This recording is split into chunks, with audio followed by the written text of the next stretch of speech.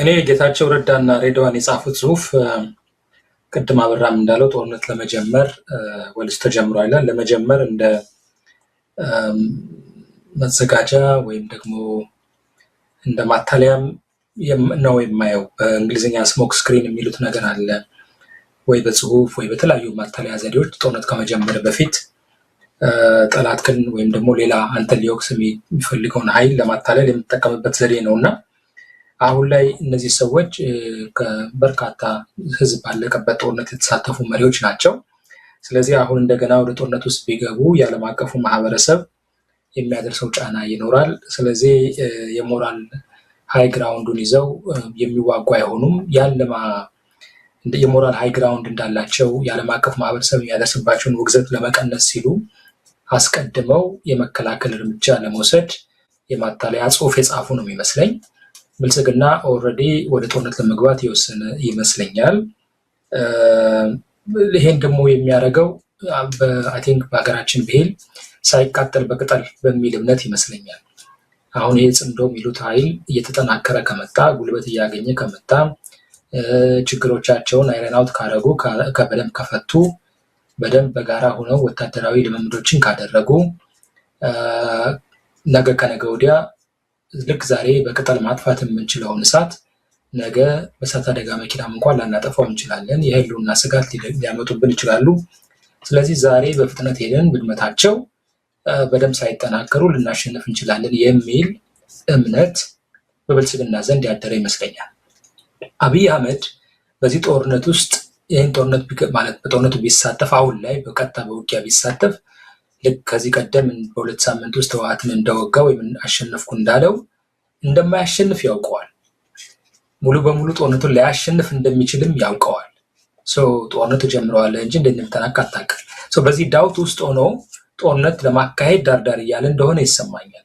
እኔ አብይ አህመድን አሁን ላይ ሰራዊቱ ምናምኑ ባለበት ቁመና ላይ ጦርነት ለማድረግ ጌታቸው ረዳም ተናግሯል። አብይ ጦርነት ለማድረግ ፍላጎት የለውም ብሎ ነገር ግን አብይን እየገፋፉ ያሉት ብዬ የማምነው አሁን ላይ ያለ አቅሙ ወይም ደግሞ 100% እርግጠኛ ሆኖ ሰክሰስ ስቶሪ የድል ታሪክ እንደሚጽፍ እርግጠኛ ባልሆነበት ሁኔታ እና ምናልባትም ስልጣኑን ሊያሳጣው እንደሚችል እነዛኛዎች ወገን ካሸነፉ ስልጣኑን ሊያጣ እንደሚችል እያወቀም ቢሆን ቅድም እንዳልኩ የህወሓት ጀነራሎች እና የህወሓት ፖለቲከኞች የቀድሞዎቹ ማለት ነው እና አቶ ጌታቸው ረዳ እነ ጻድቃን በአራ መሬት በሚሉ ያሉ ጀነራሎች ወደ አዲስ አበባ የመጡ ከህወሓት ከርቶ የመጡ ጀነራሎች ግፊት እያደረጉበት ይመስለኛል።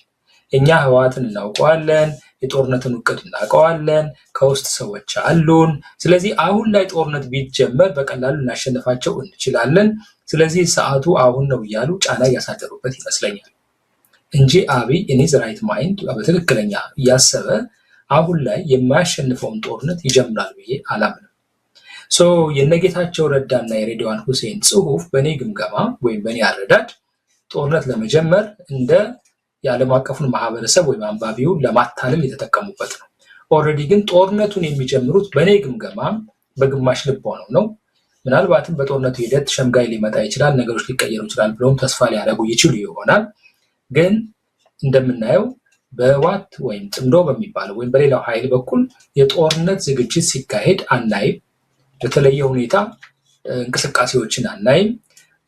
ሽምግልና ይካሄድ፣ ድርድር ይካሄድ የሚሉ ጽሁፎችን ነው በኤርትራ መንግስት በኩልም የሚታየው፣ በትግራይ በህወሓት በኩል የሚታየው የሚወጡት መግለጫዎች የሚያሳዩት ይሄን ነው። በደንብ ጦርነት ዝግጅት እየተካሄደ ያለው ሰራዊቱን ወደ ድንበር ያስጠጋው መከላከያ ነው። መከላከያ ግን እንዳልኩ በግማሽ ልብ ውስጥ ነው ያለው። አሸንፋለሁ አላሸንፍም፣ እዛ ጦርነት ብከፍት ሸኔ ምን ያደርገኛል፣ እዛ ጦርነት ብከፍት ፋኖ ምን ያደርጋል፣ እዛ ጦርነት ብከፍት ሱዳን ምን ታደርገኛለች፣ በዛ ጦርነት ብገባ ኤርትራ ምን ያደርጋል፣ ጦርነት ውስጥ ብገባ የዓለም አቀፉ ማህበረሰብ ምን አይነት እርምጃ ሊወስድ ይችላል በሚሉት ነገሮች ነው ግራ እየተጋባ ለመወሰን ተቸግሯል። ግን ደግሞ እንዳልኩት ቶሎ ትግራይን ለመቆጣጠር ስልጣኑን ለመቆጣጠር ያሰፈሰፉ የሚመስለኝ ከራሳቸውን ንግግር ነው ከስብሰባዎቻቸው ነው የምንረዳው። በጣም በፍጥነት ህወሓትን አስወግደው ክልሉን ለመቆጣጠር ያሰፈሰፉት እነ ጌታቸው ረዳና እነ ጻድቃን እና ሌሎችም ጀነራሎች ከጀርባ ሆነው በአብይ ላይ ጫና እያሳደሩ ይመስለኛል። በዚህ ምክንያት ጦርነት ሊነሳ ይችል ይሆናል የሚል እምነት አለ። እንደ አብራም እንዳለው ከመቼውም ጊዜ በላይ አሁን ወደ ፉል ስኬል ወር ወደ ሙሉ ጦርነት ለመግባት ጫፍ እንደደረስን ነው የሚያሳየው። ወንድማገኝ ከጦርነቱ በኋላ ምን ይሆናል? እሱን እንግዲህ አብረን ነው የምናየው። ነገሮች እንደተጠበቁት ላይሆኑ ይችላሉ። ብዙ ነገሮች ሊቀያየሩ ይችላሉ። ግን ቅድም እንዴት ነው ማስቆም የሚቻለው? እኔ ለሁሉም መክረው ጦርነት አውዳሚ ነው፣ ባትገቡበት ይሻላል ነው የምለው። አታውቁትም፣ እንዴት እንደሚጨረስ አታውቀውም። ብልጽግና ደግሞ ጦርነት መጀመር እንጂ ጦርነት መጨረስ ላይ ብዙ ሰክሰስ ስቶሪ ምንድነው የድል ታሪክ ያለው አይመስለኝም። ከዚህ ቀደም የተዋጋቸውን ጦርነቶች እናስታውሳለን ከህወሓት ጋር። እነዛ በሰላም ስምምነት የተጠናቀቁት በፊኒሽንግ ላይ በጣም ብዙ ድክመቶች ነበሩባቸው። የአሁኑ ሁኔታ ከድሮ ብዙ የተለየ ነገር አለው፣ በጣም ብዙ። ስለዚህ እኔ ጦርነት ባትጀምሩ፣ ህዝብ ወጣት ባያልቅ፣ የሀገር ንብረት ባይወድም፣ ከሁሉም በላይ የውስጥ ፖለቲካችንን በድርድር ብንፈታው፣ በእውነተኛ ድርድር በእውነተኛ ውይይት ብንፈታው ለሀገርም ለትውልድም ይጠቅማል። ገና ለገና የእናንተ ምቾት ይጓደላል ተብሎ ገና ለገና ስልጣናችን እናጣለን ወይም ደግሞ ገና ለገና ከተንላቀቀ ህይወታችን እየተናጠብን ነው በሚል ብቻ በወጣት ደም መቀለድ፣ በሀገር ሀብት መቀለድ በታሪክ ፊት የሚያስጠይቃልና ብታስቡበት ይሻላል ነው የሚለው ወንድማገኝ።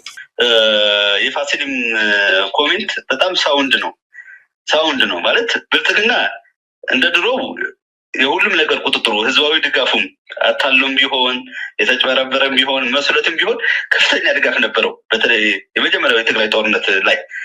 ከዛ በኋላ ግን በአማራ ጦርነት ከፋኖ ጋር ባደረገው ጦርነት ግን ሙሉ በሙሉ አማራ ክልል ብቻ ሳይሆን ሌሎች አካባቢ ይሄ ኃይል ጦረኛ ኃይል ነው ብሎ ደምድሞ በኦሮሚያም ሊሆን በማናቸውም ክልል ያለው የነበረው ድጋፍ ሙሉ በሙሉ የተሽመደመደበት ሰዓት ነው ያለው። ሌላ ጦርነት የሌለባቸው አካባቢዎች እንኳን የጦርነት ሰለባ ሆነዋል። የኑሮ ውድነቱ፣ የጸጥታና ደህንነቱ መላላት፣ የኮራፕሽኑ በጣም ሰለባ ሆነዋል። ሶማሊያ ክልል ብትለው፣ ደቡብ ክልል ብትለው የዚህ ሰለባ ናቸው፣ የጦርነቱ ሰለባ ሆነዋል። የግድ የጦርነት የጥይት ድምፅ የለበትም ብለን እንትን የምንልበት ክልል አካባቢ አይደለም። የኢትዮጵያ አካባቢ ጦርነት የሌላቸው አካባቢ ሲሪየስ የሆነ የጸጥታና ደህንነት መደፈረስ መዳከም ታይቷል። ሲሪየስ የሆነ የኮራፕሽንና የመልካም አስተዳደር መንግስታዊ አገልግሎቶች ሙሉ በሙሉ ደክመዋል። ምክንያቱም የመንግስታቶች የክልል መንግስታቶች የፌዴራል መንግስት አቅም ጦርነት ላይ ስለሆነ ማለት ነው።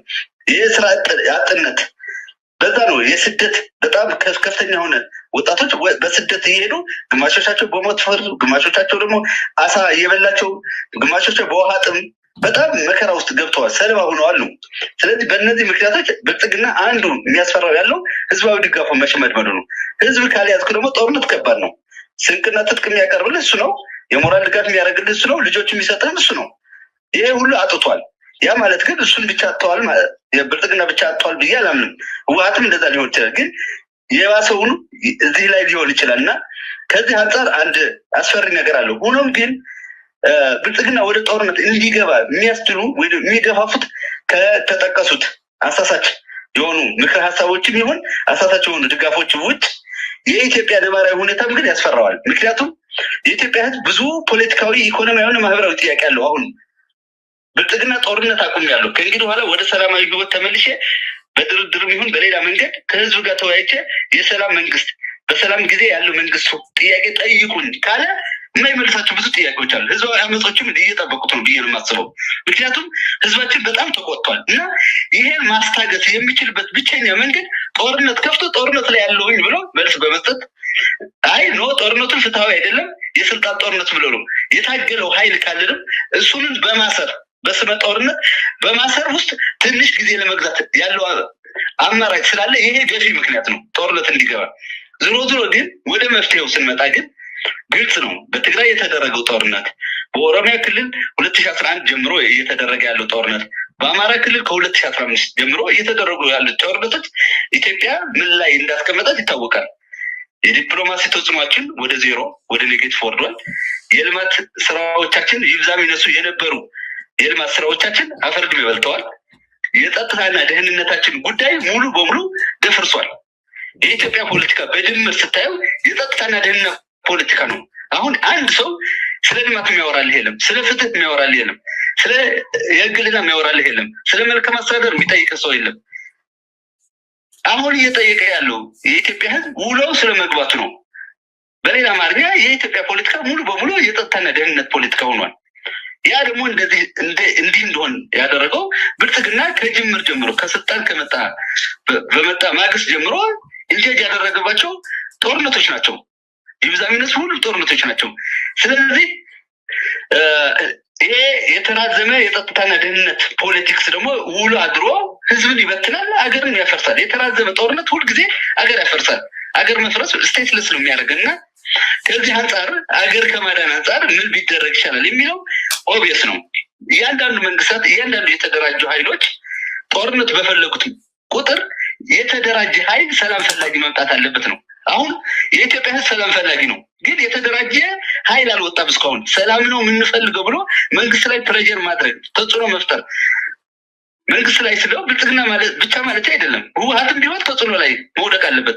ፋኖም ቢሆን አሳማኝ ምክንያት ቢኖረው ለበረሃ መውጣት በረሃ እንዲወጣ ትጥቅ እንዲያነግብ የሚያደርጉ ከውዞች እንዳሉ ብናምንም ሙሉ በሙሉ ለድርድርና ለሰላማዊ ውይይቶችን በሩ መዝጋት የለበትም ቢል ለሱም በልኩ ተጽዕኖ የሚፈጥር የተደራጀ ኃይል ያስፈልጋል። ስለዚህ እስካሁን የተደራጀ ኃይል የለም ቢል ማምነው እና መደራጀት ይፈልጋል። ሰላም ፈላጊ ኃይል መደራጀት ይፈልጋል። ከዛ ባሻገር ግን ጦርነት ግብአት የሆኑ ወጣቶች ጦርነቱን አለመቀበል ነው። ካለፈው ጦርነት መማር አለባቸው። የአካል ጉዳተኛ ሆነዋል፣ ግማሾቹ ሙተዋል።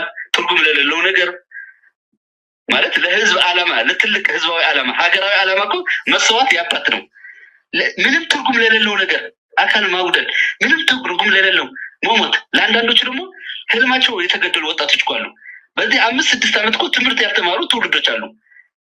አንደኛ ክፍል ገብቶ 6ኛ መሆን የነበረበት 7ኛ ክፍል ድሮ 7ኛ ክፍል የነበረ ዩኒቨርሲቲ መግባት የነበረበት ሰው እኮ ያልገባል። አሁን ህልማቸው ይሞታሉ። እነዚህ ወጣቶች ግብአት ካልሆኑ ለነዚህ ጦርነት ፈላጊ አካላቶች ካልተንበረከኩና ወታደር እንዲሆኑ ሲመለምላቸው እምቢ ካሉ ፍላጎት ከሌላቸው ጦርነት የማስቀረት እድል ይኖራል። ካይቀር እኮ ማስቀረት ባይቻልም እንኳ ውድመቱን መቀነስ ይቻላል።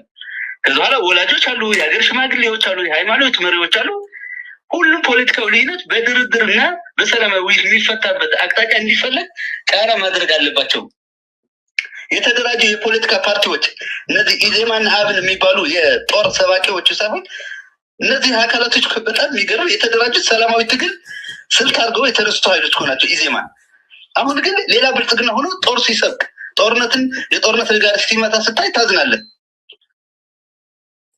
ሌሎች ፓርቲዎችም ቢሆን ጦርነትን የሚቀርበት መንገድና አማራጭ ሀሳቦች ማቅረብ ይጠበቅባቸዋል እንጂ ጦርነትን የሚሰብኩበት የጦርነት ነገር የሚመጡበት የድርጅታዊ ተልዕኳቸውም አይደለም መሆንም አይገባውም። እና እነዚህን ጠማምረ ስናይ ጦርነቱን የሚቀርበት ሁኔታ ሚዲያዎች የሰላም አማራጮች እና በሰላም ዙሪያ ከሰበኩ ልክ እንደናንተ አሁን ወይ አውጡ ፋሲል ተናግሯል። አሁን ሰላማዊ ድርድርና ውይይት ነው የዚህ ሀገር ዘላቂ መፍትሄ ብለዋል።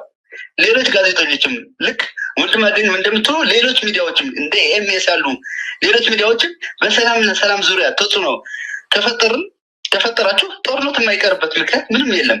እስከ ዛሬ ያስቆያችሁት እናንተ ናቸው ብዬ ነው የማምነው። እውነት ለማውራት እናንተ በሰላም ዙሪያ ሰው ታቀርባላችሁ፣ የመፍትሄ ሀሳብ የሚያመጣ ሰው ታቀርባላችሁ፣ እንግዶች ታመጣላችሁ። የሚገርመኝ የመንግስት ሚዲያዎች እዚህ ያሉ የመንግስት ሚዲያዎች አንዱ ስለ ሰላም የሚያወራ ሰው አይፈልጉም፣ አያቀርቡም። እንደ መንግስት ሚዲያዎች አካሄድ ሌሎች ዲጂታል ሚዲያዎች፣ ሌሎች የዩቲዩብ ሚዲያዎች ባይኖሩ ኑሮ ጦርነቱ ከጀመረ ቆይቷል። ውድመቱ ሰማይ ይደርስ ነበር። እናንተ ባላንስ አድርጋችኋል። ከዚህ በበለጠ ከሰራችሁ ሚዲያዎች የሚዲያ አቅም ይታወቃል። ጦርነቱ የማይቀለበስበት ምክንያት የለም። እስከዛሬ ለነበራችሁ አስተዋጽኦ ደግሞ መመስገን ያለባችሁ። የኢትዮጵያ ሕዝብ በብዙ ነገር ድምፅ ሆናችሁታል። አሁንም ድምፅ መሆኑን አጠናክራችሁ ከቀጠላችሁ አሁን ለመዝነብ አንድ ቀን የቀረው የጦርነት ዳመናን የማታስቀርበት ምክንያት አይኖርም።